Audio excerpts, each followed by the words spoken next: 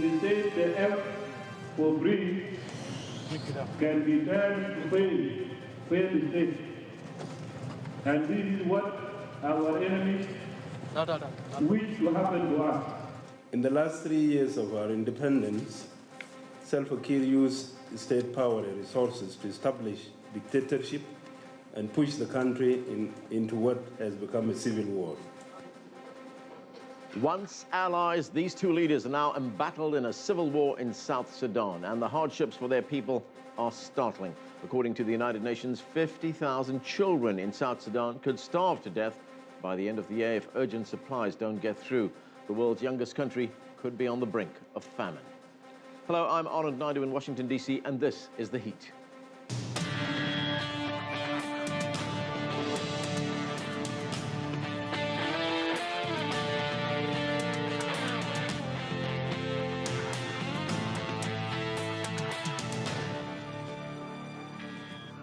Just 3 years ago, South Sudan celebrated its independence. Now President Salva Kiir and ousted Vice President Riek Machar are embroiled in a civil war. Thousands have died and more than 1 million people have been displaced. And the United Nations warns that this young country could be headed for the worst famine since Ethiopia in 1984. Not far from the capital city of Juba is a United Nations-run tent city called Tomping Camp. Some 15,000 South Sudanese now live in these makeshift tents and receive water from tanker trucks. They are just a fraction of the 1.5 million people displaced by civil war. Before the conflict, Abraham Tutmaya was studying for a degree in biology.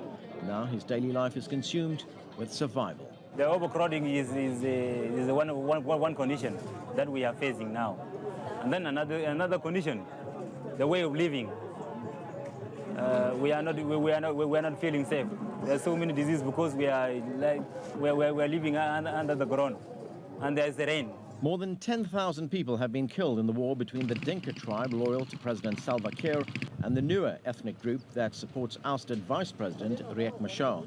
Human rights groups say both sides have committed widespread atrocities.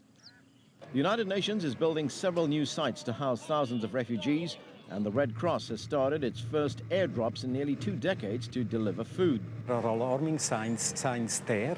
There is malnutrition, especially amongst the kids in sensitive areas. So if that level of assistance cannot be maintained and increased in the next month, it is well likely that the food insecurity will become rather dramatic.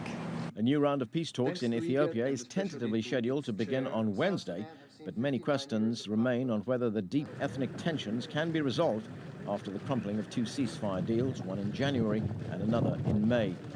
The war is a far cry from the euphoria of 3 years ago, when both Kiir and Machar pledged to build a strong, united and prosperous nation after a decades-long fight for independence from Sudan.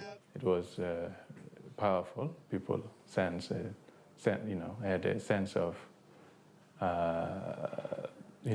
having won the war that they fought for many years. So contrast that with what happened on the 15th of December, where the sense of togetherness, the sense of being victorious, the sense of living peacefully without fear in your own country, that was changed drastically.